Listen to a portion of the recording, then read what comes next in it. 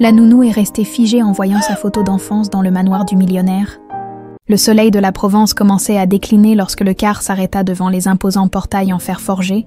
Claire Duret, son sac usé serré contre elle, descendit les marches en observant la demeure qui se dressait au bout de l'allée de platanes centenaires. Le domaine Moreau, plus qu'un simple manoir, c'était presque un château, avec ses pierres de taille dorées par le temps et ses nombreuses fenêtres qui brillaient comme des yeux scrutateurs. « Ça y est », murmura-t-elle pour se donner du courage. À 24 ans, Claire avait l'habitude de se débrouiller seule. Sa vie avait été un enchaînement d'orphelinats et de familles d'accueil jusqu'à sa majorité, puis des petits boulots, des études du soir, et maintenant, cette opportunité, gouvernante pour la fille du richissime homme d'affaires François Moreau, un poste inespéré, tombé comme une providence. Elle rajusta sa tresse châtain, épousseta sa robe simple et franchit le portail. Chaque pas sur les graviers crissants lui semblait résonner dans le silence oppressant du domaine. Étrangement, alors qu'elle n'y avait jamais mis les pieds, une sensation de familiarité la troublait. La porte d'entrée s'ouvrit avant même qu'elle n'atteigne le perron. Un homme se tenait dans l'encadrement, grand, la silhouette droite mais les épaules légèrement voûtées, comme si un poids invisible les tirait vers le bas. François Moreau avait la quarantaine élégante, des cheveux noirs parsemés de gris aux tempes et un regard grisacier qui semblait avoir oublié comment sourire. Ce regard s'attarda sur Claire avec une intensité dérangeante. Mademoiselle Duret, sa voix était grave, distante. « Oui, monsieur, Claire Duret, je suis venue pour le poste de gouvernante. » Il hocha simplement la tête. « Entrez. » L'intérieur était aussi impressionnant qu'elle l'avait imaginé, mais dépourvu de cette chaleur qui transforme une maison en foyer. Le marbre du hall luisait, impeccable. Des tableaux de maîtres ornaient les murs lambrissés. Un escalier monumental montait vers l'étage. Tout respirait la fortune et le raffinement, mais aussi l'absence. L'absence de rire, de désordre, de vie. Le manoir date du XVIIIe siècle, expliqua François en la guidant à travers un dédale de couloirs. Il est dans ma famille depuis 5 générations. Claire hochait la tête, mais son attention était ailleurs. Des images fugaces traversèrent son esprit.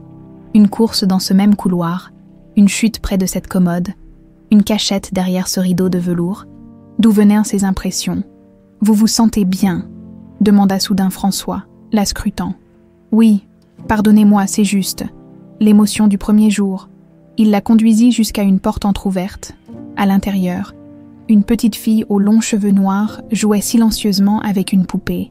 Elle ne leva même pas les yeux quand ils entrèrent. « Sophie, » dit François d'une voix qui s'était légèrement adoucie. « Voici mademoiselle Duret. Elle va s'occuper de toi maintenant. » La fillette, 8 ans environ, leva finalement un regard où se mêlaient méfiance et résignation. Ses yeux, d'un gris identique à ceux de son père, semblaient trop vieux pour son visage d'enfant. « Bonjour Sophie, » dit Claire en s'accroupissant pour être à sa hauteur. « Tu peux m'appeler Claire. » Pas de réponse. Juste ce regard fixe, évaluateur. « Sophie ne parle pas beaucoup, » expliqua François quand ils quittèrent la pièce. Pas depuis, il s'interrompit, comme si les mots suivants étaient trop douloureux. Pas depuis que sa mère nous a quittés, il y a 2 ans, un accident de voiture. « Je suis désolée, » murmura Claire. « Vos références indiquent que vous avez de l'expérience avec les enfants difficiles. » « Oui, j'ai travaillé dans un centre pour enfants traumatisés avant. » François la dévisagea à nouveau, comme s'il cherchait quelque chose dans ses traits. « Bien, vous aurez besoin de patience. » Sophie s'est enfermée dans son monde. Les médecins parlent de mutisme sélectif, de dépression infantile, des maux. Tout ce que je sais, c'est que ma fille a disparu en même temps que sa mère. Il y avait dans sa voix une douleur brute qui toucha Claire plus qu'elle ne l'aurait voulu. « Je ferai de mon mieux, monsieur Moreau. »« François, » corrigea-t-il machinalement.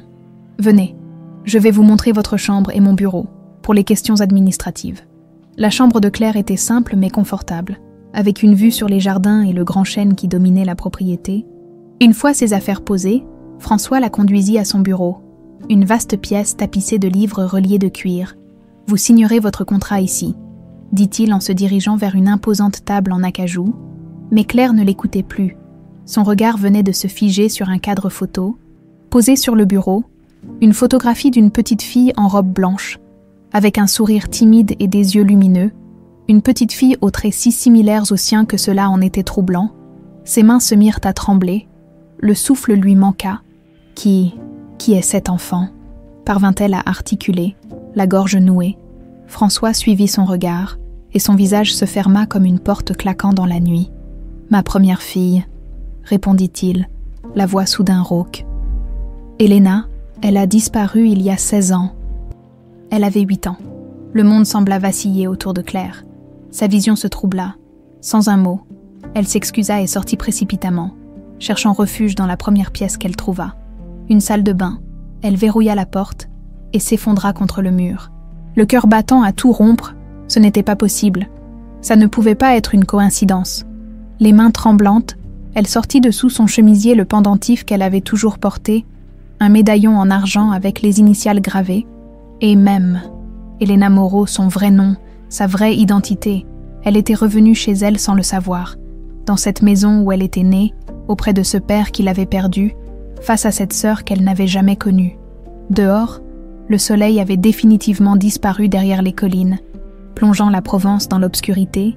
Dans la salle de bain luxueuse du manoir Moreau, Claire Duré, ou plutôt Elena Moreau, pleurait silencieusement, serrant contre son cœur le seul lien tangible avec son passé volé. Son aventure venait réellement de commencer. La nuit fut agitée pour Claire. Allongée dans ce lit inconnu mais étrangement familier, elle fixait le plafond où la lune dessinait des ombres mouvantes. Son médaillon pesait contre sa poitrine, comme si le petit objet d'argent avait soudain pris toute la gravité de son secret. « Elena Moreau », murmura-t-elle, testant ce nom qu'elle n'avait jamais prononcé mais qui était le sien. Elle se leva à l'aube, incapable de trouver le sommeil. La maison était silencieuse, encore endormie. Claire s'habilla rapidement et descendit. Attirée par une force invisible vers les jardins, le grand chêne se détachait dans la lumière nacrée du matin provençal. Ses pas la menèrent naturellement jusqu'à lui, comme s'il connaissait le chemin par cœur. « Tu étais déjà là », murmura-t-elle, en posant sa main sur l'écorce rugueuse. « Tu m'as vu grandir, puis disparaître. Vous êtes matinale ?» Claire sursauta. François se tenait à quelques mètres, une tasse de café à la main, toujours cette même intensité dans son regard, ce mélange de douleur et d'espoir qui la mettait mal à l'aise. « J'aime voir le jour se lever », répondit-elle. « Ce jardin est magnifique. Ma femme l'entretenait depuis sa mort. Le jardinier fait ce qu'il peut, mais ce n'est plus pareil. » Un silence s'installa, chargé de non-dits. « Sophie se réveille généralement vers 7 heures, » reprit François. Elle prend son petit déjeuner, puis a des cours particuliers jusqu'à midi. L'après-midi est libre pour des activités. Elle n'a pas d'amis, pas d'activité préférée non plus. En fait, je ne sais plus vraiment qui est ma fille désormais. Cette confession abrupte surprit Claire. Elle hocha la tête, contemplant l'imposante demeure baignée dans la lumière dorée du matin. Parfois, les enfants se réfugient dans le silence quand la douleur est trop grande. Ça ne veut pas dire qu'ils n'ont plus rien à dire, juste qu'ils attendent quelqu'un capable d'entendre même leur silence. François la regarda avec curiosité. « Vous semblez avoir une sagesse qui dépasse votre âge, mademoiselle Duré. Claire, s'il vous plaît, et disons que la vie m'a donné des leçons précoces. » Après le petit déjeuner, Claire monta à la chambre de Sophie. La fillette était déjà habillée. Assise sur son lit, serrant contre elle une peluche élimée représentant un lapin. « Bonjour, Sophie. Tu as bien dormi ?» Silence. « Tu sais, ton lapin me rappelle celui que j'avais quand j'étais petite. Le mien s'appelait Caramel. Le tien a un nom. » Toujours pas de réponse. Mais les yeux gris de l'enfant s'attardèrent un peu plus longtemps sur Claire. La matinée passa lentement. Claire accompagna Sophie à ses cours avec un précepteur austère nommé Monsieur Lefort, puis la ramena à sa chambre. L'enfant n'avait toujours pas prononcé un mot. Mais Claire avait l'impression qu'elle l'observait attentivement, comme si elle essayait de résoudre une énigme. Pendant que Sophie dessinait, toujours les mêmes paysages mornes aux couleurs ternes, Claire explora discrètement l'étage. Chaque pas réveillait en elle des sensations étranges. Devant une porte close, son cœur s'accéléra sans raison apparente. Elle l'ouvrit doucement, révélant une chambre d'enfant figée dans le temps. Les murs étaient peints en jaune pâle, un mobile représentant le système solaire pendait du plafond, une bibliothèque remplie de livres pour enfants, une collection de coquillages sur une étagère et un petit bureau où étaient encore posés des crayons de couleur. « La chambre d'Elena », murmura-t-elle. Bouleversée, un flash traversa son esprit. Elle, assise à ce même bureau, dessinant un cheval sous le regard bienveillant d'une femme aux longs cheveux bruns. Sa mère, le souvenir s'évanouit aussi vite qu'il était apparu. Personne ne vient jamais ici. Claire fit volte-face. Sophie se tenait dans l'encadrement de la porte, son lapin serré contre elle. Sophie, tu m'as fait peur. Claire hésita. Je ne devrais pas être ici. Papa garde cette chambre fermée d'habitude. Pour les souvenirs, il dit. C'étaient les premiers mots que Sophie prononçait devant elle. Sa voix était douce, légèrement rauque, de ne pas avoir été utilisée. C'était la chambre de ta sœur, demanda Claire, le cœur battant. Sophie hocha la tête. Elena, elle est partie au ciel avant ma naissance. Papa dit qu'elle me ressemblait, mais en plus souriante. Claire s'accroupit pour être à la hauteur de la fillette. Tu ne souris pas beaucoup, c'est vrai. Quelque chose te rend triste. Maman est partie, et papa est triste tout le temps. Il fait semblant. Mais je sais, Sophie fit quelques pas dans la chambre. Je viens ici parfois, pour lui parler, à Elena. Tu lui parles. Claire sentit sa gorge se nouer. Je lui raconte des choses, des secrets, des trucs que je ne peux pas dire à papa, parce qu'il a déjà trop de chagrin. Sophie caressa distraitement un ours en peluche posé sur le lit. Des fois, j'ai l'impression qu'elle m'écoute. Un frisson parcourut l'échine de Claire. Et qu'est-ce que tu lui dis? Que papa a besoin d'aide. Que quelqu'un devrait le faire sourire à nouveau. Sophie leva ses yeux gris vers Claire. Tu as les mêmes yeux qu'elle, sur les photos. Le sang de Claire se glaça dans ses veines. Tu trouves? Oui, c'est bizarre. Tu as perdu quelqu'un aussi. Tes yeux sont tristes comme ceux de papa. Avant que Claire ne puisse répondre, une voix retentit dans le couloir. Sophie, mademoiselle Durette. François apparut à la porte et se figea en voyant où elle se trouvait. Son visage pâlit légèrement. « Que faites-vous ici ?» Sa voix était tendue, presque accusatoire. La porte était entr'ouverte, mentit Claire. Je cherchais Sophie et... Cette pièce reste fermée habituellement. Il se tourna vers sa fille. Tu sais que tu ne dois pas venir ici sans permission. Sophie, c'est ma faute, intervint Claire. J'ai été curieuse. Je m'excuse. François sembla sur le point de dire quelque chose, puis se ravisa. Le déjeuner est servi, venez. Le repas se déroula dans un silence pesant. Sophie mangeait sans appétit. François était perdu dans ses pensées. Claire sentait qu'elle avait commis un impair. Pourtant, les yeux de Sophie croisaient parfois les siens, avec une nouvelle lueur, comme si un lien s'était créé entre elles. L'après-midi, Claire proposa à Sophie de faire une promenade dans les jardins. À sa surprise, l'enfant accepta. Elles marchèrent côte à côte entre les rosiers négligés et les allées envahies par les mauvaises herbes. « Avant, c'était plus beau, » dit Sophie. « Maman aimait les fleurs. Papa n'a pas le temps. On pourrait peut-être s'en occuper ensemble. Planter de nouvelles fleurs ?» Sophie haussa les épaules. Mais Claire perçut une étincelle d'intérêt. En rentrant, elles croisèrent une élégante femme blonde qui sortait du bureau de François, grande, mince, impeccablement vêtue. Elle dévisagea Claire avec une intensité troublante. « Ah, tu dois être la nouvelle gouvernante, » dit-elle d'une voix mielleuse. « Véronique Moreau, la sœur de François. »« Claire Duret, enchantée. » Véronique lui serra la main, ses ongles parfaitement manucurés s'attardant un peu trop longtemps sur la peau de Claire. « C'est étonnant, tu ne trouves pas, Sophie, qu'elle ressemble à Véronique ?» La voix de François claqua comme un fouet. Il était apparu dans l'encadrement de son bureau, le visage fermé. « Tu allais partir, je crois. » Un sourire crispé étira les lèvres de Véronique. « Bien sûr, mon cher frère. À bientôt, mademoiselle Duret. Je suis sûre que nous nous reverrons. Très vite. » Cette nuit-là, Claire fit un cauchemar d'une violence inouïe. Elle était dans un lit d'enfant, son lit, quand une silhouette sombre était entrée. Une main avait couvert sa bouche, étouffant ses cris. On l'avait arrachée à sa chambre, transportée dans la nuit froide. Une voix de femme murmurait « Ton père ne veut plus de toi. Tu n'es plus Elena Moreau. Tu n'existes plus. » Claire se réveilla en sursaut, le corps trempé de sueur, le médaillon brûlant contre sa peau. Ce n'était pas un simple cauchemar, c'était un souvenir. Et la voix de la femme, elle la reconnaissait maintenant, ressemblait étrangement à celle de Véronique Moreau. Une semaine passa. Chaque jour, Claire sentait la glace fondre autour de Sophie. Les mots de la fillette restaient rares, mais ils existaient désormais. Petite victoire quotidienne. Un merci murmuré, une question timide, un début de sourire parfois.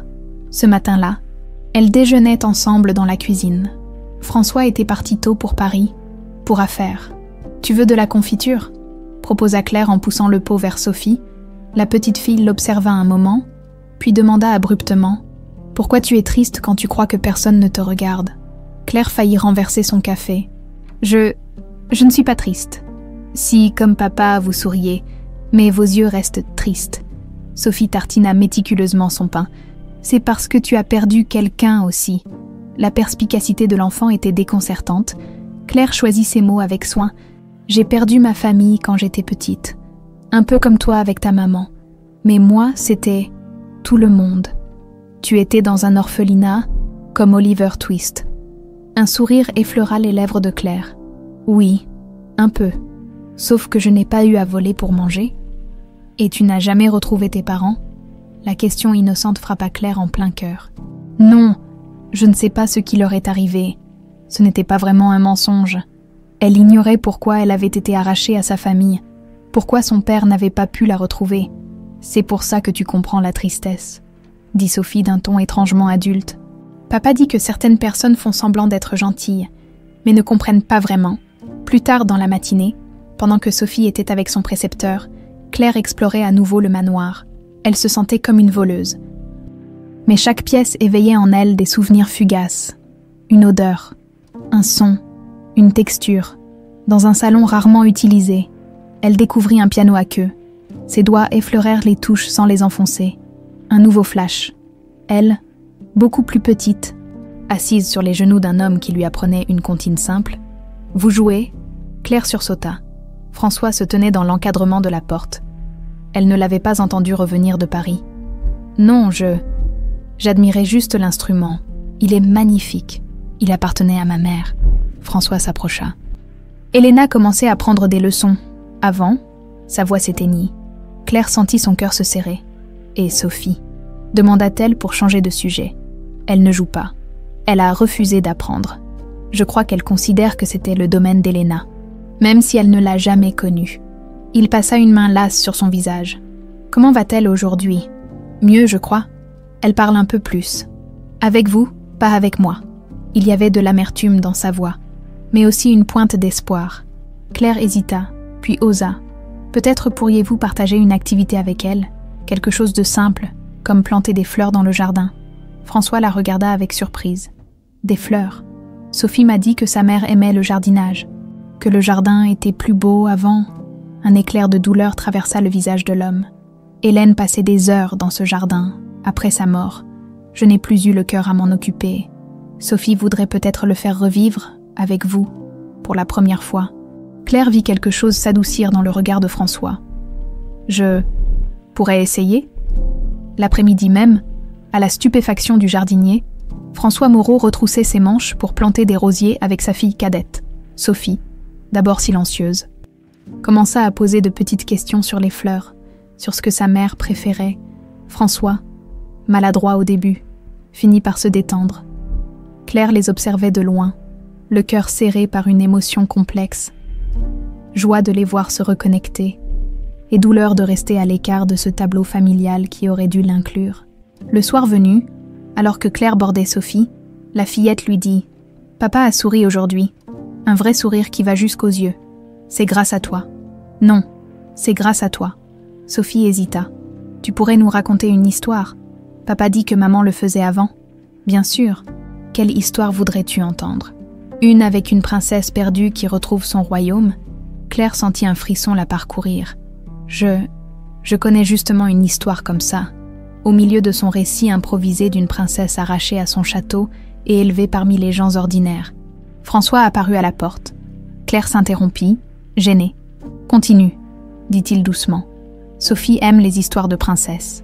Claire reprit, troublée par le regard de François qui ne la quittait pas.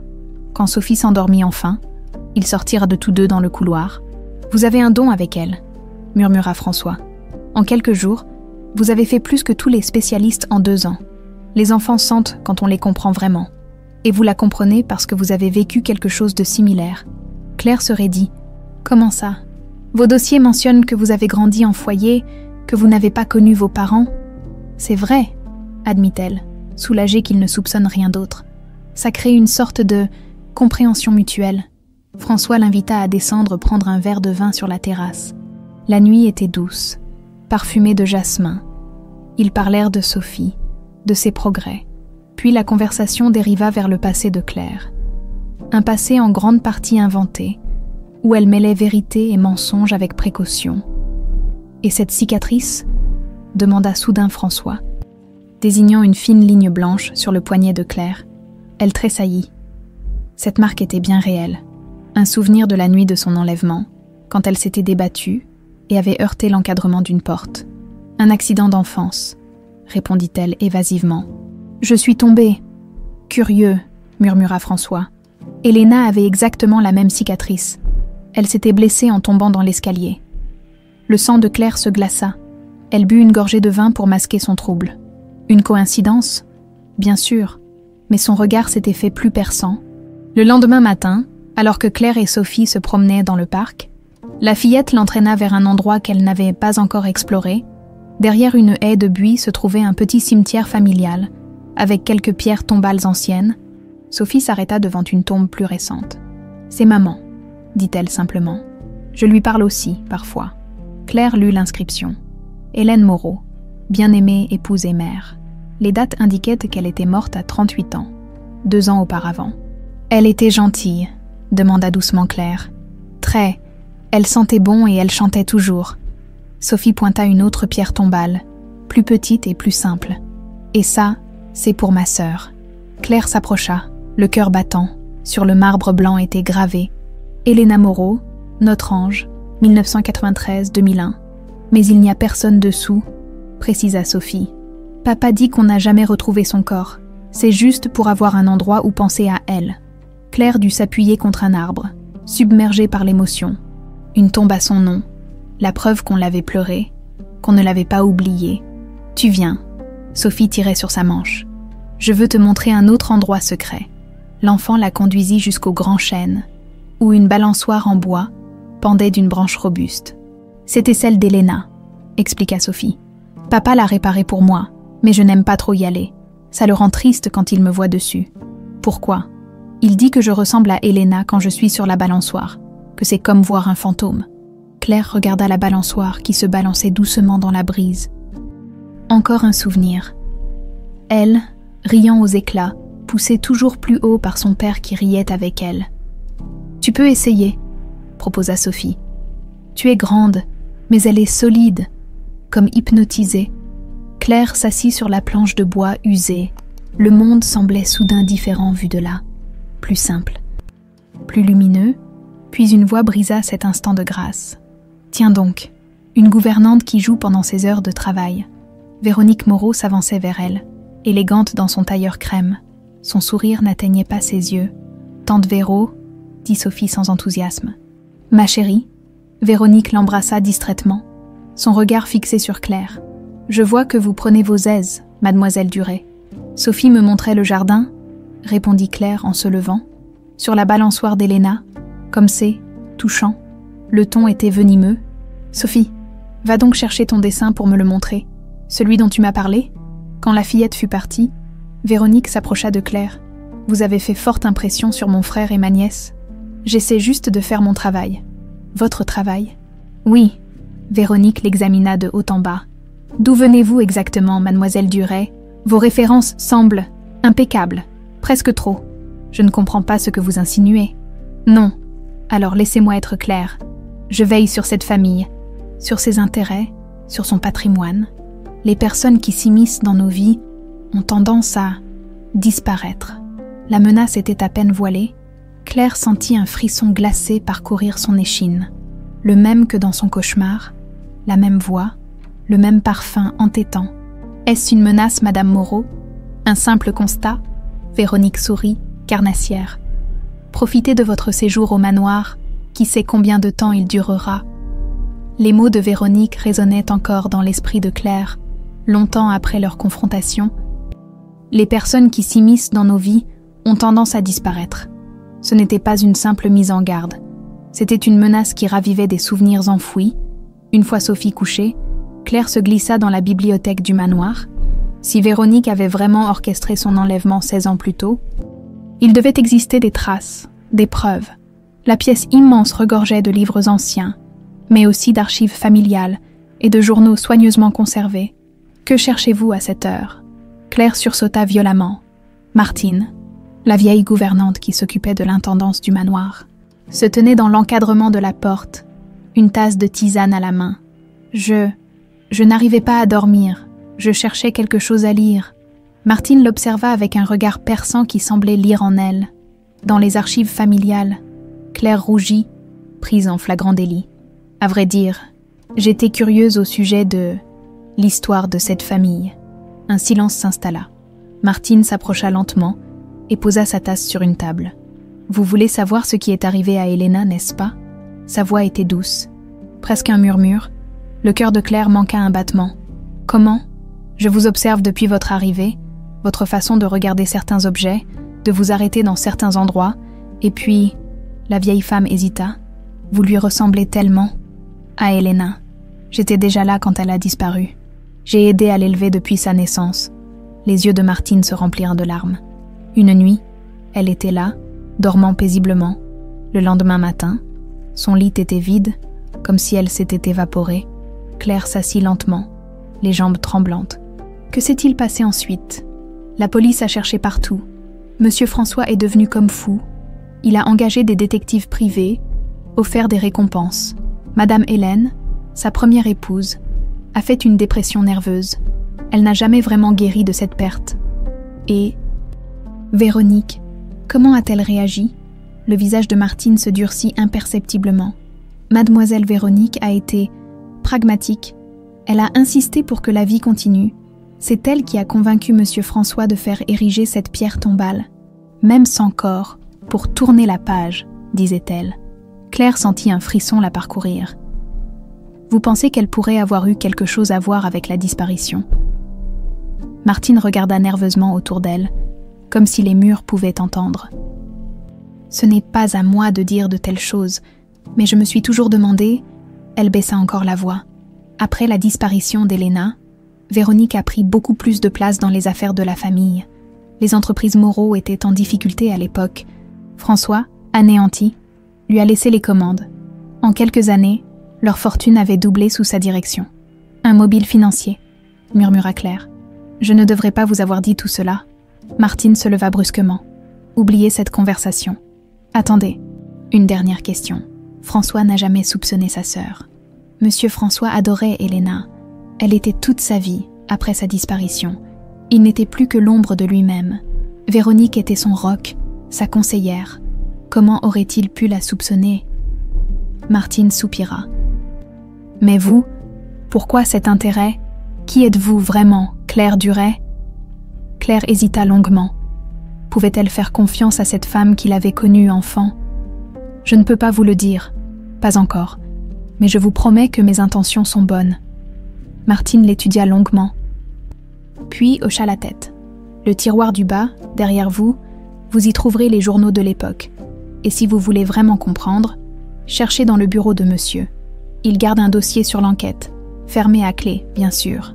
Sur ces mots, elle quitta la pièce, laissant Claire avec plus de questions que de réponses. Les jours suivants, Claire redoubla de prudence.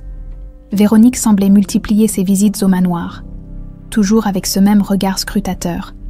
Un matin, alors que François était parti à Lyon pour affaires, Claire saisit l'occasion. Sophie était avec son professeur de piano. Une nouvelle activité qu'elle avait accepté d'essayer à la demande de Claire. Le bureau de François était verrouillé, mais Claire avait repéré où il cachait la clé, dans une édition rare de Les Misérables, dans la bibliothèque. Un détail qui lui était revenu en mémoire sans qu'elle sache comment. Une fois à l'intérieur, elle fouilla méthodiquement les tiroirs. Dans un coffret dissimulé derrière un tableau, elle découvrit un épais dossier étiqueté « Elena, enquête ». Les mains tremblantes, elle l'ouvrit.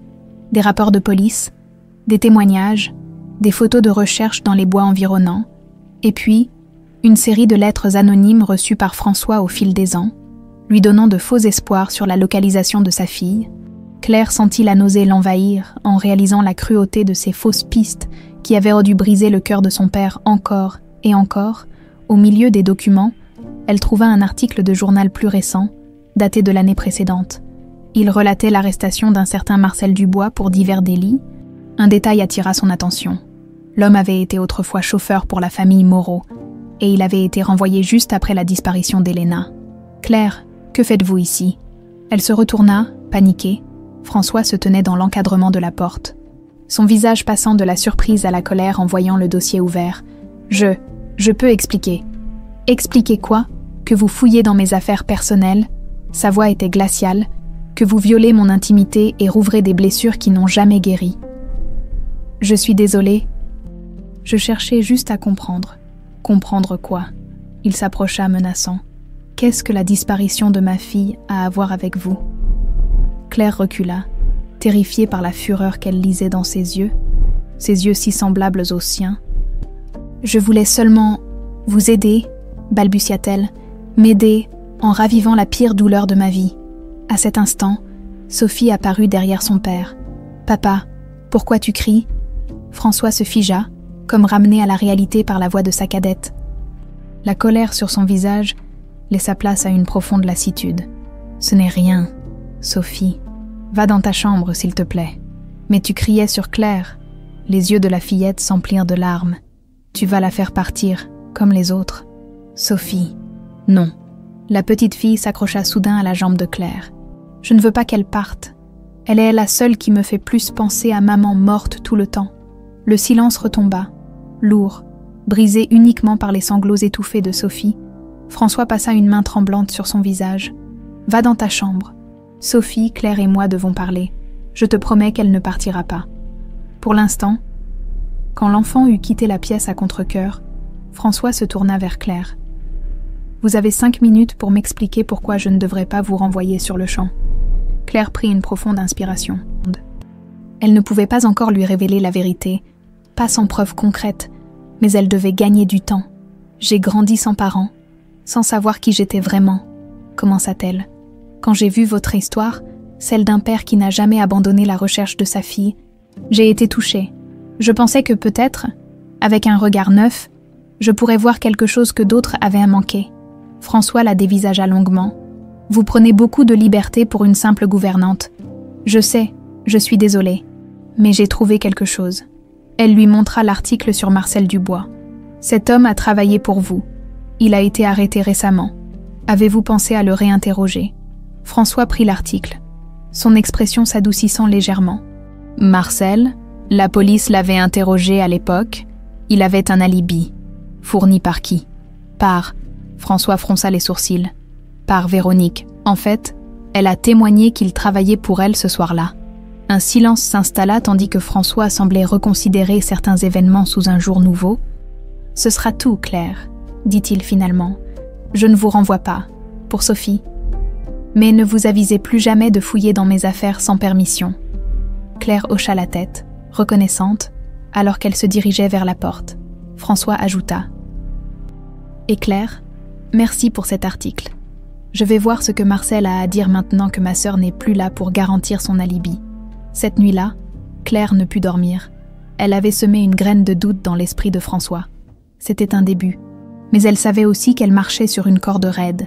Véronique n'hésiterait pas à l'éliminer si elle soupçonnait la vérité, et sans preuve tangible, François ne croirait jamais que sa gouvernante était en réalité sa fille disparue 16 ans plus tôt. Claire serra son médaillon contre son cœur. « Patience, » murmura-t-elle. « Bientôt, papa, bientôt je pourrai te dire la vérité. » L'orage grondait au-dessus du manoir Moreau, illuminant par intermittence les couloirs de la vieille demeure. Sophie, terrifiée par le tonnerre, avait refusé de dormir seule. Claire l'avait installée dans sa propre chambre, lui racontant des histoires pour couvrir le fracas de la tempête. « Encore une, s'il te plaît, » supplia Sophie, quand Claire acheva son 3e conte. « Il est tard, ma puce. Tu devrais dormir maintenant. »« Je ne peux pas. » Sophie se blottit contre elle. Maman me chantait quand il y avait de l'orage, une chanson spéciale qui chassait les monstres. Claire hésita. « Je ne connais pas cette chanson. Papa la connaît ? Il joue au piano parfois, quand il croit que je ne l'entends pas. » Ça le fait pleurer ?» Comme en réponse à leurs paroles, les notes d'un piano s'élevèrent de l'étage inférieur, à peine audibles sous le grondement de l'orage. Sophie redressa la tête. « Aux aguets, tu vois, c'est celle-là. » Claire tendit l'oreille. La mélodie était douce, mélancolique, étrangement familière. Quelque chose remua au fond de sa mémoire. Un souvenir flou d'une femme aux longs cheveux bruns qui chantait ces mêmes notes. Penchée sur son lit d'enfant. « Viens », chuchota Sophie en tirant Claire par la main. « On va écouter. » Pieds nus, elles descendirent silencieusement l'escalier. La musique venait du salon, où François jouait dans la pénombre, éclairé seulement par la lueur des éclairs. Il ne les entendit pas entrer. Absorbée dans son interprétation, Claire reconnut une berceuse, mais pas n'importe laquelle. C'était sa berceuse, celle que sa mère lui chantait chaque soir. Les notes éveillaient en elle des souvenirs enfouis, des moments heureux, des visages aimants, des sensations de sécurité absolue. Sans s'en rendre compte, elle commença à fredonner la mélodie, puis les paroles lui revinrent, surgies du passé. Dans les bras du vent qui souffle, dort une étoile perdue. François s'arrêta net, ses mains suspendues au-dessus des touches. Il se retourna lentement, le visage blême. « Comment connaissez-vous cette chanson ?» Sa voix tremblait. Claire réalisa son erreur, mais il était trop tard pour reculer. « Je l'ai entendue quelque part. » « C'est impossible !» François se leva. Les traits tendus. « Cette berceuse, je l'ai composée moi-même, pour Elena. Personne d'autre que notre famille ne la connaît. » Un éclair particulièrement violent illumina le salon. Suivi d'un coup de tonnerre assourdissant, Sophie sursauta et se réfugia dans les bras de Claire. « Je dois l'avoir entendue jouer dans le manoir », tenta Claire, cherchant désespérément une explication. Les mélodies restent facilement dans la tête. Et... non, François s'approcha d'elle, scrutant intensément le visage de Claire. Vous n'avez pas seulement fredonné la mélodie. Vous connaissiez les paroles, des paroles que je n'ai jamais jouées ici. Claire sentit le piège se refermer. Son cœur battait si fort qu'elle crut qu'il allait briser sa cage thoracique. « Sophie, remonte dans ta chambre », ordonna François sans quitter Claire des yeux. « Mais papa... » Maintenant, Sophie... La petite fille obéit à contre-cœur, jetant un regard inquiet vers Claire, avant de disparaître dans l'escalier. Quand ils furent seuls, François reprit d'une voix blanche. « Qui êtes-vous réellement ?» Claire ne répondit pas. La panique et l'espoir se livrèrent de bataille en elle. Était-ce le moment? Devait-elle tout lui révéler? Sans preuve, il pourrait la prendre pour une déséquilibrée, ou pire, une arriviste cherchant à profiter de sa douleur. « Je vous ai posé une question », insista François. La voix tremblante de colère contenue. « D'abord, je vous trouve en train de fouiller dans le dossier d'Elena, et maintenant vous connaissez sa berceuse. Qu'est-ce que tout cela signifie ?» Un nouvel éclair zébra le ciel, illuminant le salon d'une clarté blafarde. Claire prit une décision. Elle ne pouvait plus mentir. Pas à lui, pas après avoir vu la douleur dans ses yeux. « Je dois vous montrer quelque chose », dit-elle doucement. « Pouvons-nous aller dehors? Par cet orage, vous plaisantez, s'il vous plaît. C'est important. » Sous le grand chêne. François la dévisagea comme si elle avait perdu l'esprit. Mais quelque chose dans son expression dut le convaincre. Sans un mot, il prit 2 imperméables accrochés dans l'entrée et lui en tendit un. La pluie battante les accueillit lorsqu'ils sortirent. Trempés malgré leur protection, ils traversèrent le jardin jusqu'au grand chêne. L'arbre centenaire, bien que secoué par les vents, offrait un relatif abri sous son épais feuillage. « C'était mon endroit préféré », dit Claire, la voix à peine audible sous le fracas de l'orage. François la regarda, stupéfait. « Comment le savez-vous ?»« Parce que... » Claire prit une profonde inspiration. « C'était maintenant ou jamais. Parce que je suis Elena, je suis votre fille. » Le visage de François se décomposa, passant de la stupeur à la colère. « C'est une plaisanterie cruelle. »« Non !» Claire sortit de sous son imperméable le médaillon qu'elle portait toujours. « Regardez. » François prit l'objet d'une main tremblante. La petite médaille en argent avec les initiales EM. Gravée, il l'avait offerte à sa fille pour son 6e anniversaire. « Ça ne prouve rien, » murmura-t-il. Mais sa voix avait perdu toute assurance. « Vous pourriez l'avoir trouvée, volée, le jour de mes 6 ans, » continua Claire, les larmes se mêlant à la pluie sur son visage. « Vous m'avez emmenée à Paris voir l'opéra. J'ai dormi sur vos genoux pendant le 2e acte. Au réveil, vous m'avez acheté une glace à la pistache, ma préférée, même s'il était presque minuit. François chancela, s'appuyant contre le tronc du chêne. Comment pouvez-vous savoir ça? Je me souviens de la cicatrice sur mon poignet. Elle ne vient pas d'une chute dans un escalier quelconque. Je me suis blessée dans votre escalier, celui avec la marche bancale que maman vous demandait toujours de réparer. Ma femme. François ferma les yeux, submergé par l'émotion. Hélène. Elle me lisait Le Petit Prince tous les soirs. Même quand je connaissais déjà l'histoire par cœur, elle sentait la lavande et portait toujours ce bracelet avec des perles bleues que vous lui aviez offert pour votre anniversaire de mariage. Des larmes coulaient désormais librement sur le visage de François. Ce sont des détails que vous pourriez avoir appris le soir où j'ai disparu, poursuivit Claire, implacable. Vous m'aviez promis de m'apprendre à jouer aux échecs le lendemain. J'étais tellement excitée que je n'arrivais pas à dormir. Et puis quelqu'un est entré dans ma chambre. François leva vers elle un regard où l'espoir et la peur se mêlaient en parts égales. Qui est entré dans ta chambre cette nuit-là? Le passage au tutoiement n'échappa pas à Claire. Je ne l'ai pas vu clairement, mais je me souviens d'un parfum, le même que porte votre sœur, Véronique. Tu accuses Véronique. Je ne me souviens pas de tout, mais je sais que j'ai été arrachée à ma famille, à ma vie. On m'a dit que vous ne vouliez plus de moi. J'ai grandi dans des orphelinats, persuadée d'avoir été abandonnée. François secouait la tête, incrédule. C'est impossible. Véronique m'a soutenue pendant toutes ces années. Elle était dévastée, elle aussi. Était-elle vraiment dévastée? Ou a-t-elle profité de votre douleur pour prendre le contrôle des affaires familiales? L'orage redoublait d'intensité. Mais ni l'un ni l'autre n'y prêtaient attention. Ils étaient suspendus dans un moment hors du temps, où 16 années de séparation semblaient se condenser en quelques instants décisifs. « Regarde-moi, papa », murmura Claire, utilisant ce mot pour la première fois depuis son retour. « Regarde-moi vraiment.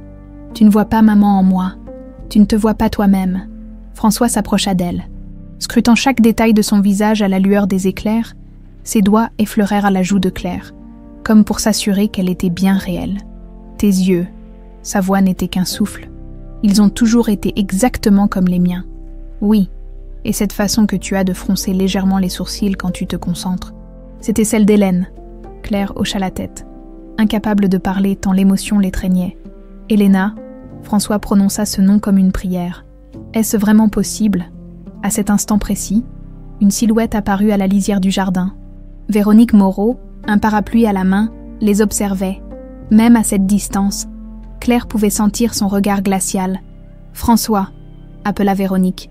« Que fais-tu dehors par ce temps? » Et avec elle, François se tourna vers sa sœur, et Claire vit quelque chose changer dans son regard.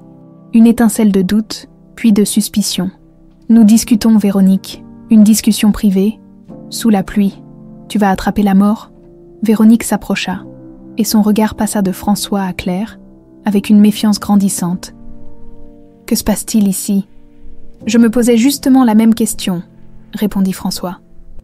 Sa voix retrouvant soudain sa fermeté. « Dis-moi, ma sœur, où étais-tu vraiment la nuit où Helena a disparu ?» Le visage de Véronique se figea. « Pardon, tu m'as entendu. J'étais chez moi, bien sûr. Nous en avons déjà parlé des centaines de fois. » Véronique tourna un regard venimeux vers Claire. « Qu'est-ce que cette inconnue t'a mis dans la tête ?»« Ce n'est pas une inconnue, » dit François, et Claire sentit son cœur bondir dans sa poitrine. « Je crois que c'est Helena. » Un silence glacial s'abattit sur le jardin, seulement rompu par le crépitement de la pluie sur les feuilles du chêne. Le visage de Véronique, d'abord figé en un masque d'incrédulité, se transforma progressivement.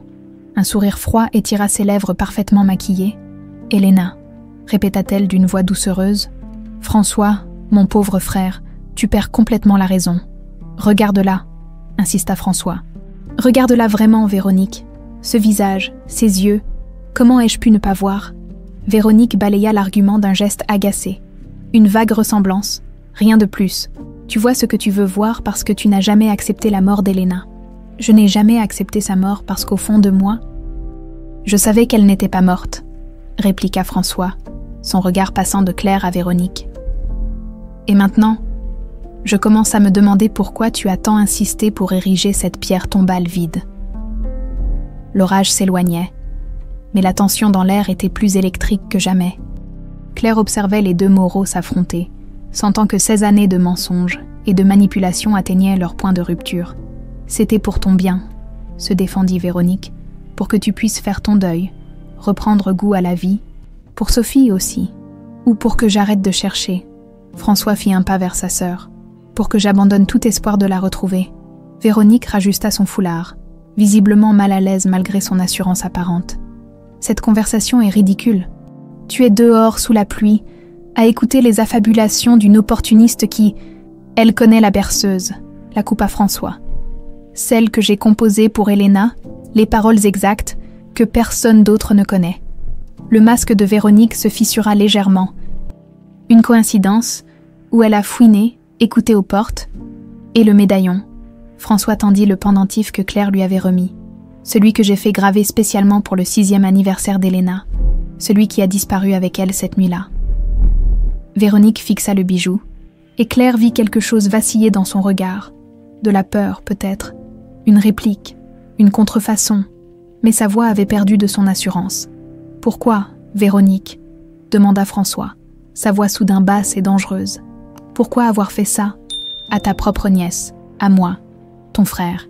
Je n'ai rien fait, » protesta Véronique, mais ses yeux trahissaient sa panique croissante. « Cette fille vous manipule tous les deux. Elle s'est renseignée, a trouvé des informations sur Elena, a fabriqué ce médaillon. Tu as toujours été jalouse, » poursuivit François. Implacable, jalouse qu'en tant qu'aînée, tu n'aies pas hérité des parts majoritaires de l'entreprise à la mort de père. Jalouse que j'ai bâti une famille heureuse alors que ton mariage s'est soldé par un divorce houleux. C'est absurde. Véronique recula d'un pas.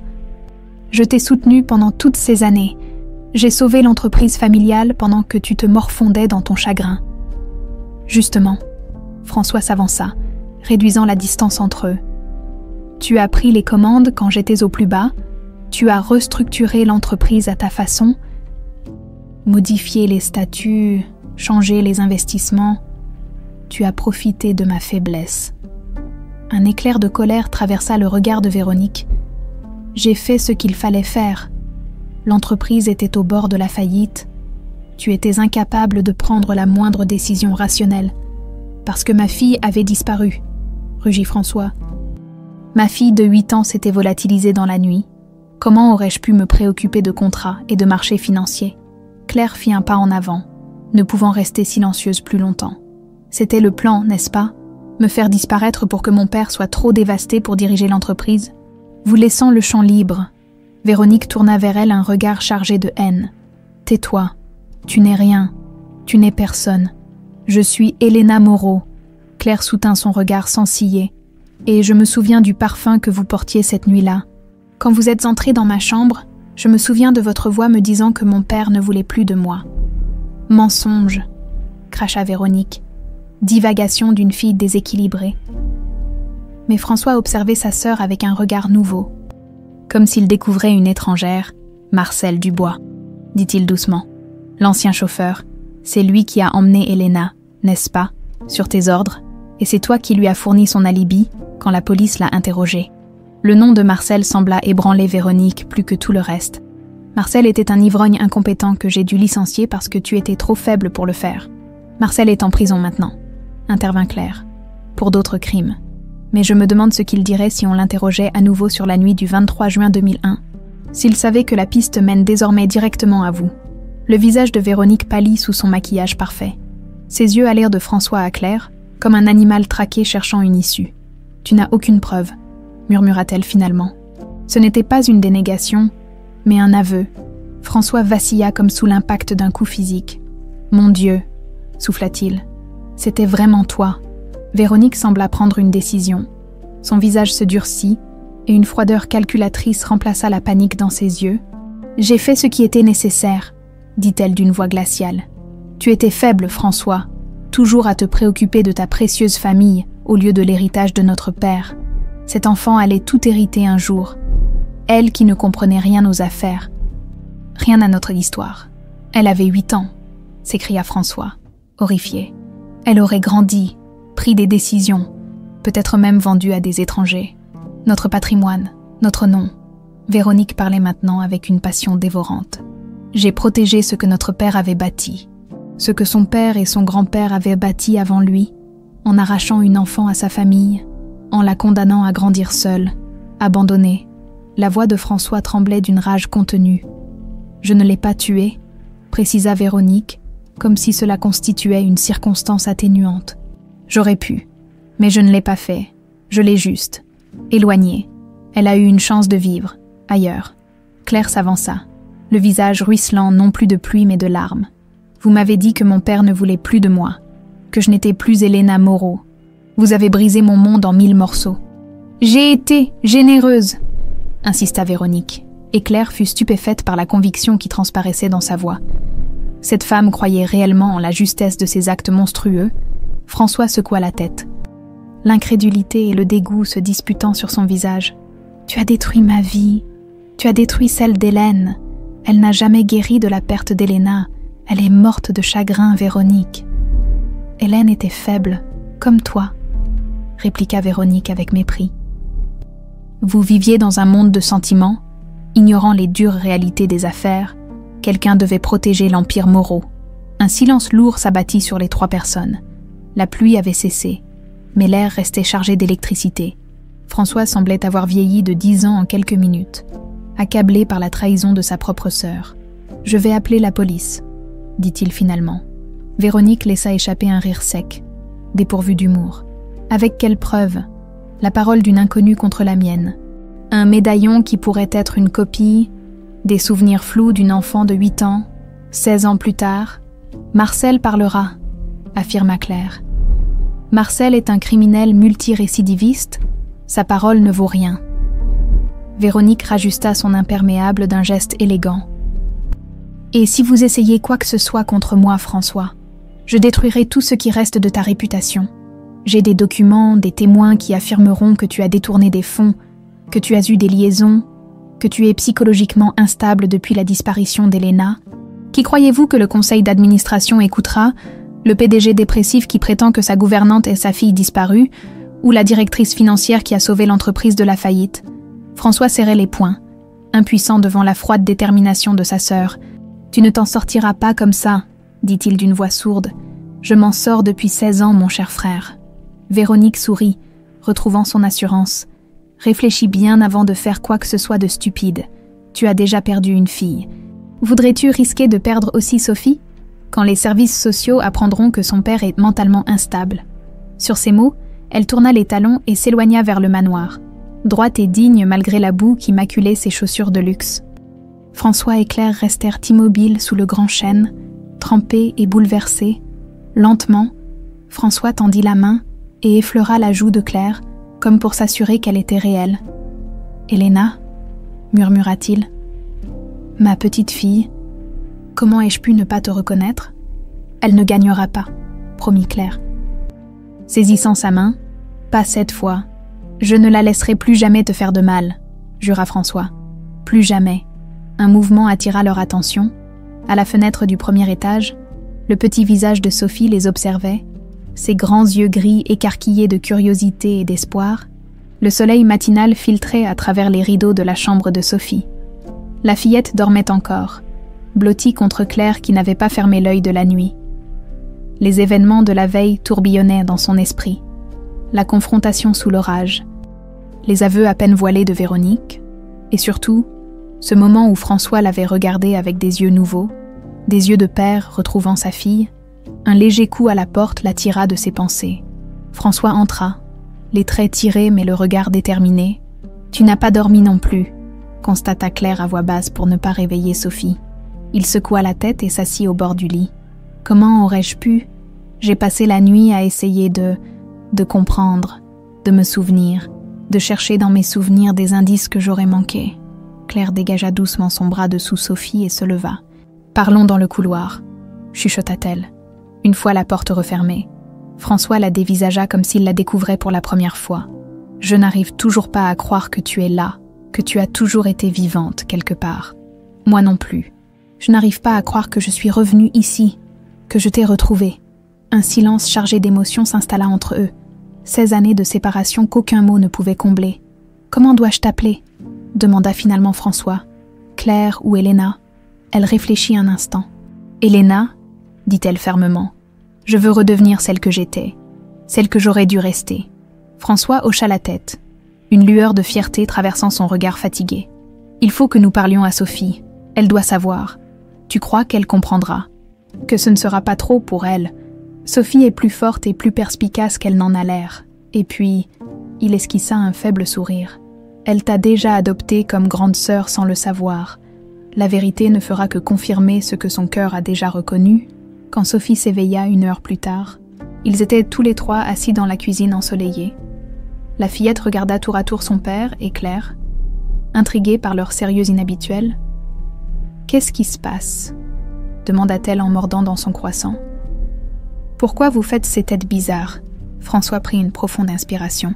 « Sophie, tu te souviens de toutes ces histoires que je t'ai racontées sur ta grande sœur, sur Elena ?»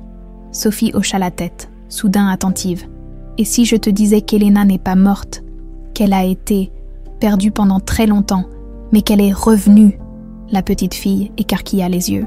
Puis son regard passa lentement de son père à Claire. Une compréhension nouvelle s'y dessina. « C'est Claire », dit-elle simplement, comme si elle énonçait une évidence. Claire est Elena. François et Claire échangèrent un regard surpris. « Comment le sais-tu » demanda Elena. Sophie haussa les épaules. « Vos yeux sont les mêmes que ceux de papa.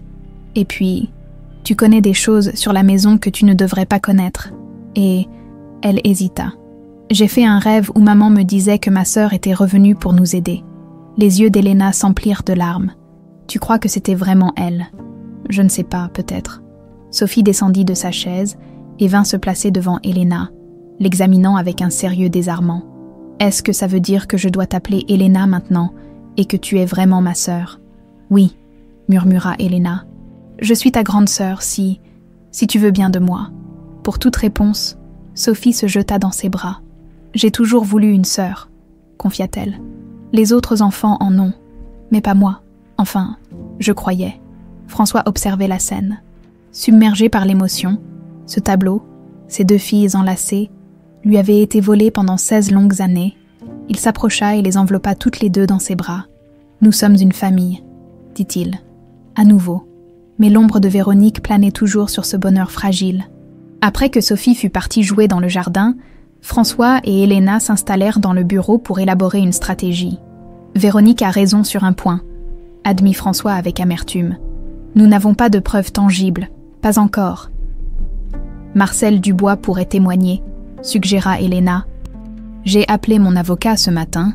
Il se renseigne pour obtenir une autorisation de visite à la prison. Mais Véronique a aussi raison là-dessus. La parole d'un criminel contre celle d'une femme d'affaires respectée ne pèsera pas lourd. Et un test ADN, proposa Elena. C'est la première chose à faire, bien sûr, mais même avec un résultat positif, Véronique pourrait prétendre que tu es bien ma fille biologique. Sans être pour autant Elena, elle pourrait insinuer que ta mère et moi avons eu une liaison, que tu es née hors mariage. Elena grimaça. Elle est vraiment prête à tout. Elle a toujours été ainsi, brillante, impitoyable et profondément convaincue d'avoir raison. François se leva et fit les 100 pas. Il nous faut plus que des preuves scientifiques. Il nous faut un témoin direct de son implication. Ou des documents qui la relient à ton enlèvement, les relevés bancaires de l'époque, suggéra Elena. Si elle a payé Marcel, elle est trop intelligente pour avoir laissé des traces aussi évidentes. Mais François s'arrêta brusquement. Son ancien assistant, Philippe Lemercier, il travaillait pour elle à l'époque et ils se sont brouillés il y a quelques années, il pourrait savoir quelque chose. Elena hocha la tête. Et l'orphelinat où j'ai été placée, il doit y avoir des documents sur mon arrivée. Peut-être même l'identité de la personne qui m'a déposée. Excellente idée. François s'assit à son bureau et commença à prendre des notes.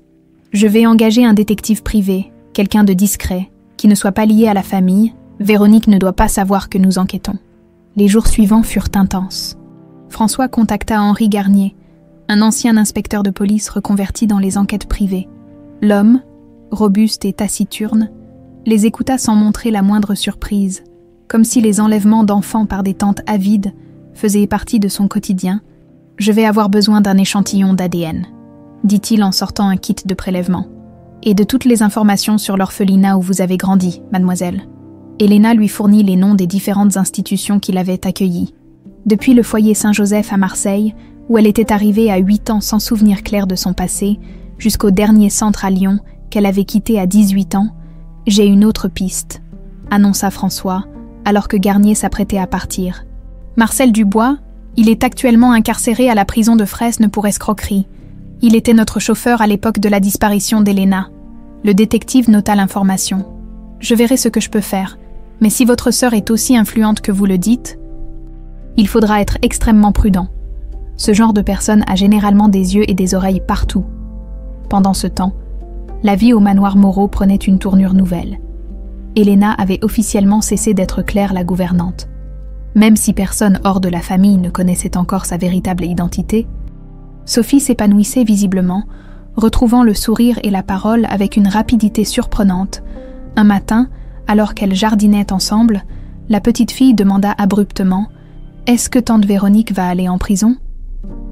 Elena s'arrêta de bêcher, prise au dépourvu. « Je ne sais pas, Sophie, ce qu'elle a fait est très grave, mais nous devons d'abord le prouver. »« Elle me fait peur », confia Sophie en baissant la voix.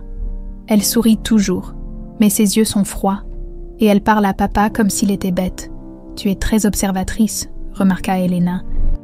Impressionnée par la perspicacité de sa petite sœur, maman disait ça aussi. Sophie planta soigneusement une jeune pousse de lavande. Elle n'aimait pas tante Véronique. Elles se disputaient souvent. Cette information intéressa vivement Elena. « Tu te souviens de quoi elle parlait ?» Sophie fronça les sourcils. Concentrée. « De l'argent, je crois.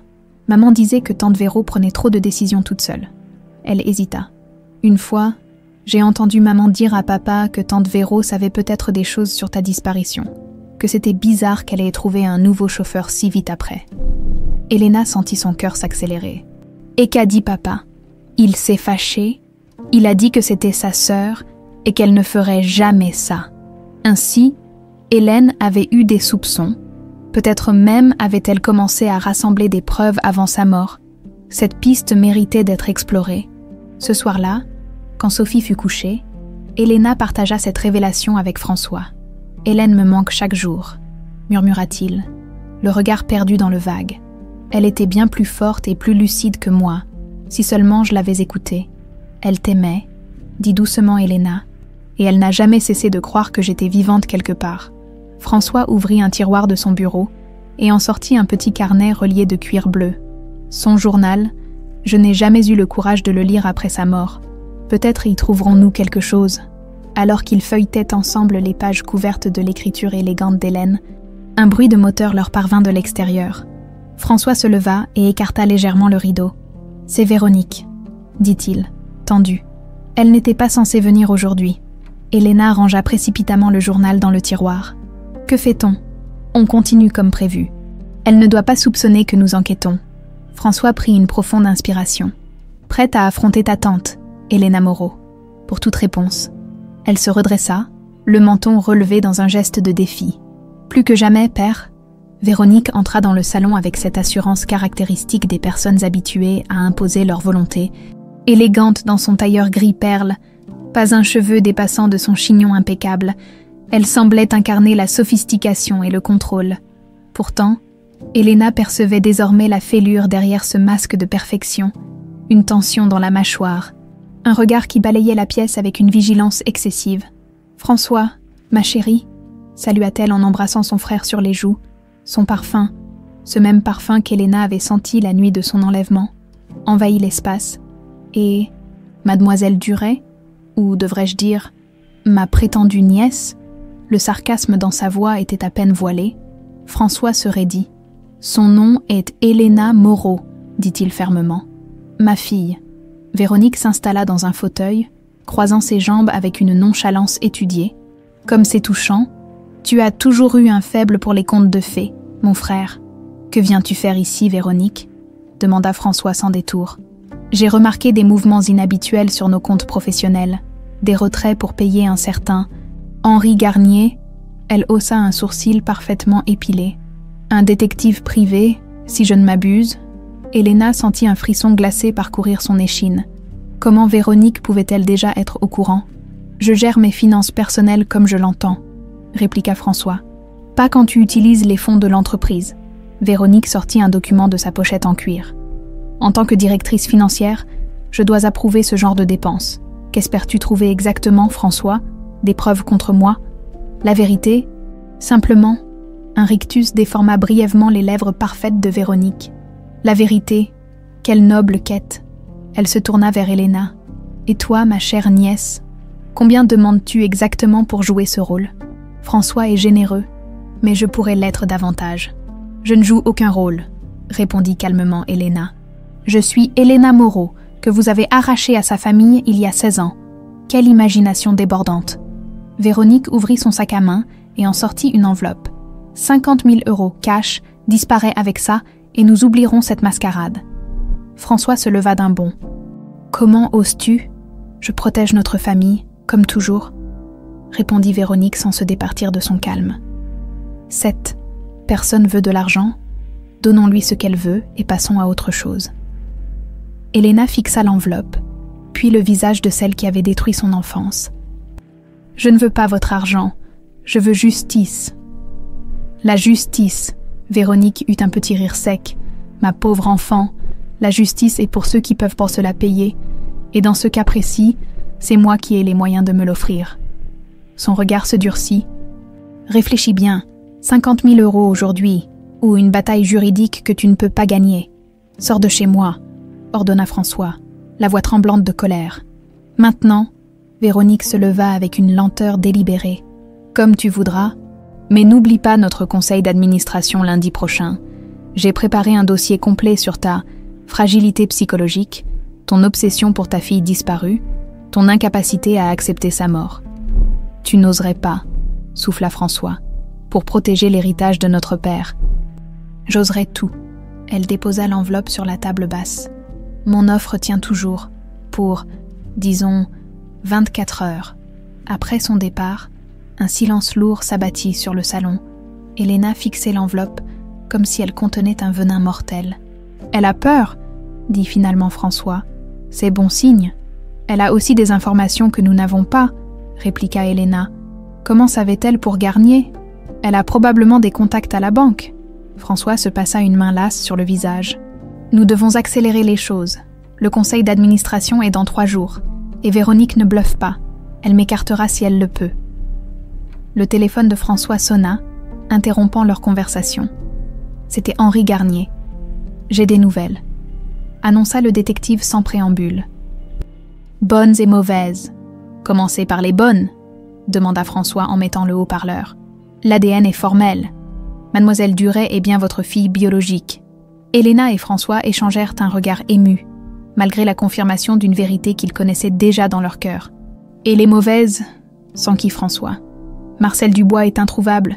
Il a été libéré sous caution il y a 3 jours, payé par un avocat anonyme. » Garnier marqua une pause. « Et j'ai trouvé quelque chose d'étrange dans les archives de l'orphelinat Saint-Joseph. Le dossier d'admission de Claire Dure est incomplet. Les pages concernant son arrivée ont été arrachées, récemment. » Elena sentit son sang se glacer. « Véronique. »« Probablement, » confirma Garnier. « Mais j'ai une autre piste. J'ai retrouvé l'ancienne directrice de l'orphelinat. Sœur Marie-Thérèse. Elle est âgée maintenant, dans une maison de retraite près d'Aix. Elle se souvient d'une petite fille amenée en pleine nuit par un homme qui semblait nerveux. Elle pourrait potentiellement identifier Marcel Dubois sur photo. « Excellent !» approuva François. « Et pour Philippe Lemercier, l'ancien assistant de ma sœur, je l'ai localisé à Genève. Il travaille désormais pour une banque suisse. J'ai pris contact, mais il est réticent à parler. Proposez-lui ce qu'il veut, ordonna François. De l'argent.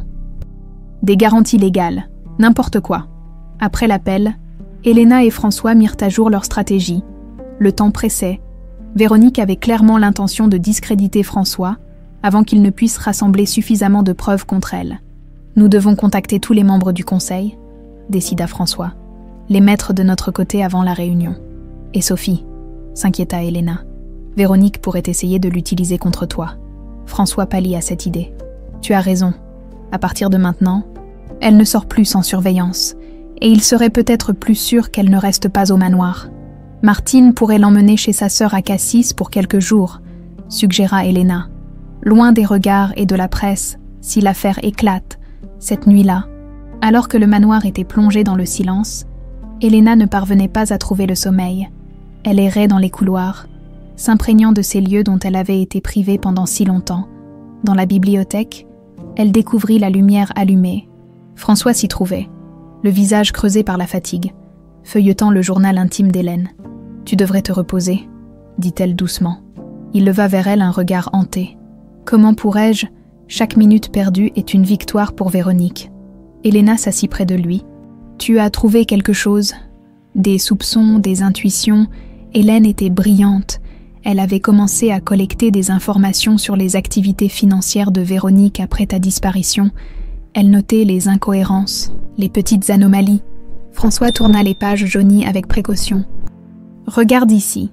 3 jours après ton enlèvement, Véronique a effectué un virement de 50 000 francs depuis un compte offshore. Hélène avait mis un point d'interrogation à côté. Le paiement à Marcel ? Possible. Hélène avait aussi noté que Véronique avait subitement changé de parfum cette semaine-là, passant de Chanel à Poison de Dior. Il eut un rire amer. Ironique, non. Elena tressaillit.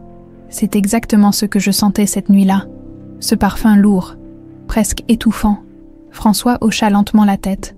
Hélène savait, ou du moins, elle soupçonnait, mais je refusais de l'écouter. Comment aurais-je pu imaginer que ma propre sœur...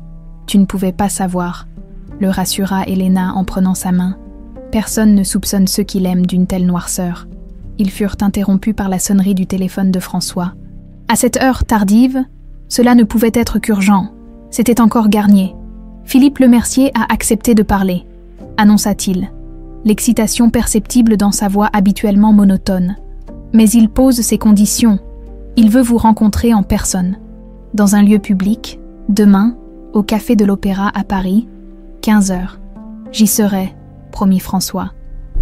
Il a aussi mentionné quelque chose d'étrange. Il a dit « Dites à Monsieur Moreau d'apporter le médaillon d'Elena, il comprendra. » François et Elena échangèrent un regard perplexe. « Comment pourrait-il être au courant pour le médaillon ?» murmura Elena. « Je ne sais pas, mais nous le découvrirons demain. » François semblait revigoré par cette nouvelle piste. Si Lemercier a des preuves concrètes contre Véronique, Elena sentit l'espoir renaître en elle, mais aussi une sourde angoisse.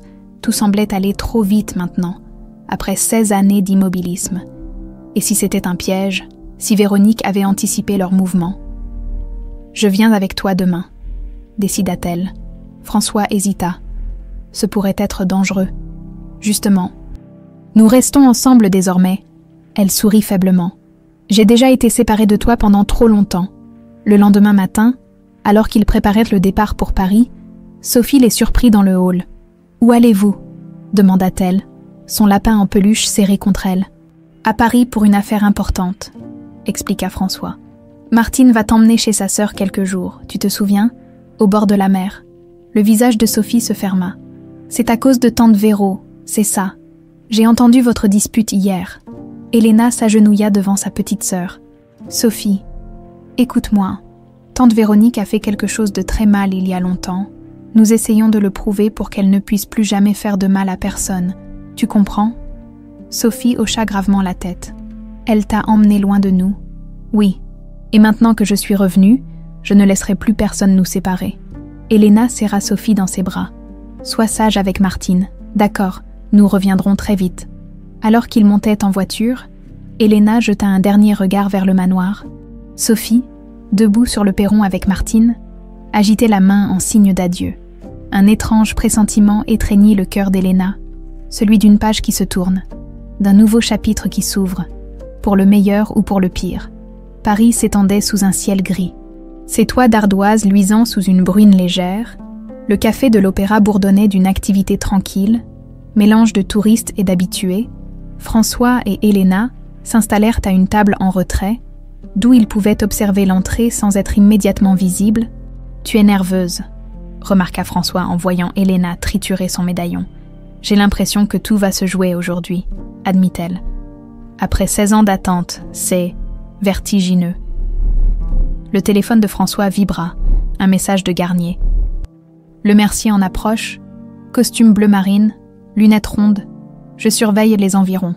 Quelques minutes plus tard, Un homme mince aux tempes grisonnantes entra dans le café. Son regard balaya nerveusement la salle avant de s'arrêter sur François. Il s'approcha de leur table d'un pas hésitant. « Monsieur Moreau ?» François se leva. « Monsieur le Mercier, je vous remercie d'avoir accepté cette rencontre. » Le nouveau venu s'assit, son attention se portant immédiatement sur Elena. Un éclair de reconnaissance traversa son regard. « Mon Dieu, c'est donc vrai, vous êtes revenu. Vous me connaissez ?» demanda Elena, surprise. « J'ai travaillé pour Véronique pendant 15 ans.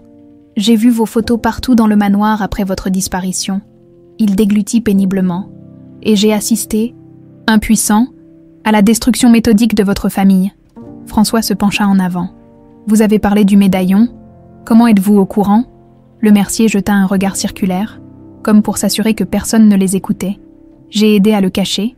C'était... Véronique me l'avait confié. Elle voulait s'en débarrasser, mais je ne pouvais pas. » Il secoua la tête. « Je l'ai gardé toutes ces années. Mais comment est-il revenu en ma possession ?» interrogea Elena. « Je l'ai toujours eu avec moi à l'orphelinat. Une copie, » expliqua le Mercier. Véronique avait pris le vrai et l'avait remplacé par une réplique presque identique. Une précaution, disait-elle, au cas où vous seriez retrouvés un jour, pour pouvoir prouver que vous étiez une impostrice. François serra les poings. Où est l'original maintenant ? Dans un coffre à Genève. J'ai les clés et les codes d'accès. C'est l'une des raisons pour lesquelles Véronique veut me faire taire. Un serveur s'approcha pour prendre leur commande. Ils attendirent en silence qu'il s'éloigne. « Qu'est-ce qui vous a finalement décidé à parler ?» demanda Elena. Le Mercier baissa les yeux. « La culpabilité, pendant 15 ans, j'ai été complice par mon silence. J'ai vu ce que la disparition d'Elena a fait à votre famille. J'ai vu Véronique manipuler, mentir, s'enrichir sur votre douleur. » Il releva la tête, le regard déterminé. « Et puis, elle a essayé de me faire taire définitivement il y a 3 ans.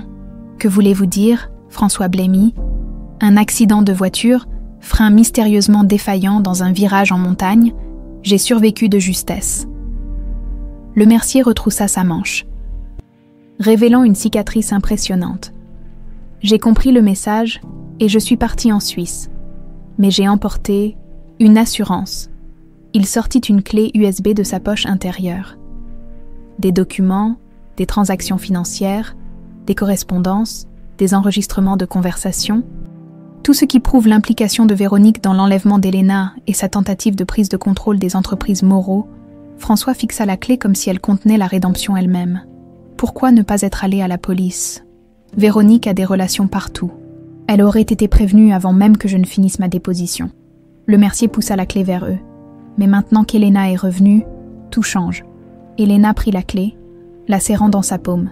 « Vous étiez présent le soir où j'ai été enlevée. » Le Mercier hocha lentement la tête. « Pas sur place, mais j'ai aidé à organiser.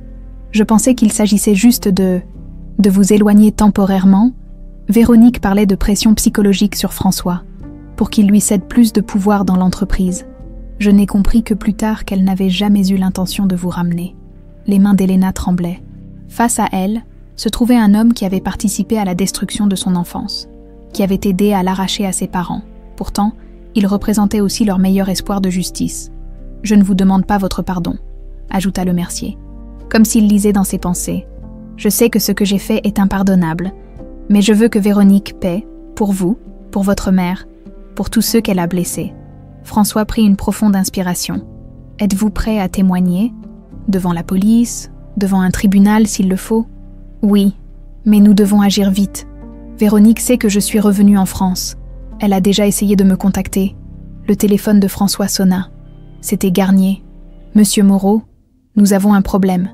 Une voiture noire vient de déposer Véronique Moreau à l'entrée du café. » François se figea. « Elle est ici. Comment ? Nous avons été suivis. » comprit Elena, le sang glacé. « Ou le téléphone de l'un d'entre nous est sur écoute. » Le Mercier pâlit visiblement. « Je dois partir si elle me voit avec vous. »« Non, » décida François. « C'est le moment de l'affronter, tous ensemble. » La porte du café s'ouvrit, et Véronique apparut, magnifique et inquiétante dans son tailleur noir. Son regard balaya la salle, jusqu'à ce qu'elle les repère. Un sourire froid étira ses lèvres, et elle s'avança vers leur table avec l'assurance d'un prédateur. « Quelle charmante réunion !» dit-elle en s'arrêtant devant eux. mon frère, ma prétendue nièce, et Philippe, quel plaisir de te revoir après toutes ces années. Le Mercier semblait au bord de la nausée. Véronique, j'ignorais que vous vous connaissiez tous, continua-t-elle en s'asseyant sans y être invitée. Quelle coïncidence la vie nous réserve, n'est-ce pas? Pas de jeu, Véronique, coupa François. Nous savons tout. Philippe nous a tout dit. Et nous avons les preuves. Il désigna la clé USB posée sur la table.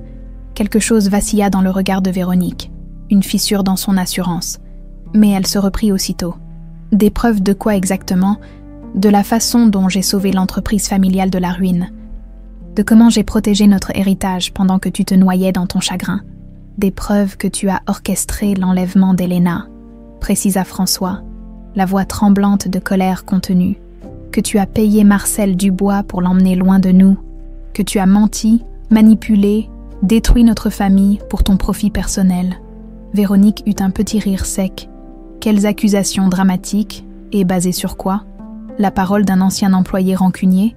Elle se tourna vers le Mercier. Philippe, mon cher, je croyais que tu avais plus de bon sens. Tu sais ce qui arrive à ceux qui me trahissent. Est-ce une menace? Intervint Elena, devant témoin. Un simple rappel, répondit Véronique, imperturbable. La loyauté est une vertu que j'apprécie particulièrement. François sortit son téléphone. J'appelle la police. C'est terminé, Véronique. Pour la première fois, l'inquiétude traversa le visage parfait de Véronique.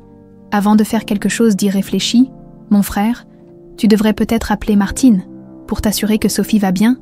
Elena sentit son cœur s'arrêter. Qu'avez-vous fait? Moi, rien du tout. Véronique haussa les épaules avec une élégance étudiée. Mais Marcel a toujours eu un faible pour les enfants, et il se trouve qu'il avait une dette envers moi. François devint livide. Ses doigts tremblants composèrent le numéro de Martine. Après plusieurs sonneries sans réponse, il raccrocha, le visage décomposé. « Si tu as touché à un seul cheveu de ma fille, » commença-t-il, la voix étranglée par l'émotion. « Sophie est parfaitement en sécurité, » assura Véronique. « Pour l'instant, tout dépend de vous maintenant. » Elle désigna la clé USB. « Cette petite chose contre ma nièce. Un échange équitable. Ne trouvez-vous pas ?» Elena et François échangèrent un regard horrifié. L'histoire semblait se répéter, avec une cruauté presque poétique. Une autre fille Moreau, arrachée à sa famille par la même femme, 16 ans plus tard, où est-elle? Demanda Elena, le cœur battant à tout rompre. Dans un endroit sûr, Véronique sortit son téléphone et leur montra une photo de Sophie, visiblement effrayée, mais indemne. Assise dans ce qui semblait être une cabane rustique, « Vous avez 1 heure pour me remettre toutes vos soi-disant preuves et signer une déclaration renonçant à vos accusations délirantes, sinon... » Elle laissa sa phrase en suspens, le sous-entendu plus menaçant que n'importe quel mot. Elena fixa le visage terrorisé de sa petite sœur sur l'écran.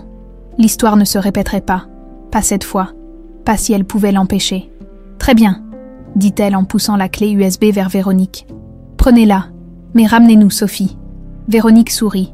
Victorieuse, sage décision, elle se leva gracieusement. « Retrouvez-moi au manoir dans 3 heures, avec les documents signés, et n'essayez pas de me doubler.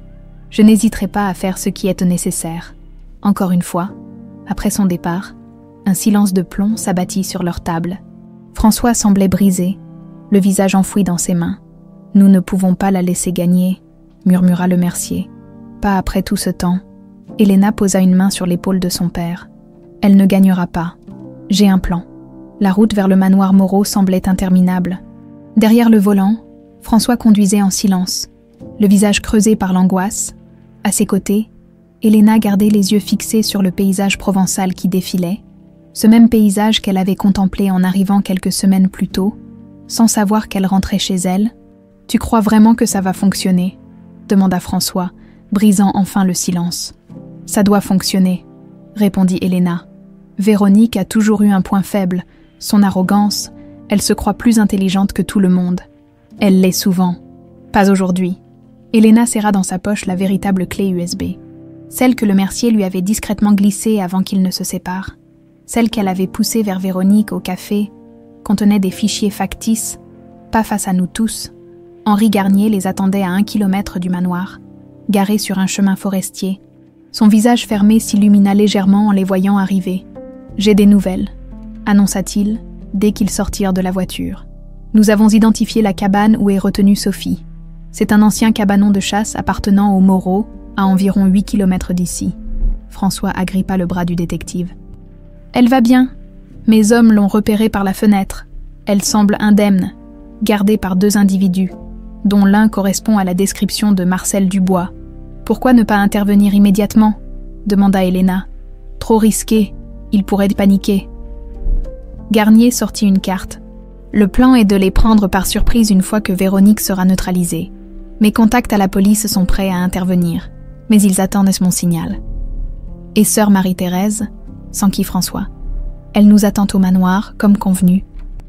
Elle a formellement identifié Marcel Dubois sur les photos que je lui ai montrées. Elle est prête à témoigner qu'il est bien l'homme qui a déposé votre fille à l'orphelinat cette nuit-là. Garnier rangea la carte. Tout est en place. À vous de jouer maintenant. Le plan qu'ils avaient élaboré était risqué.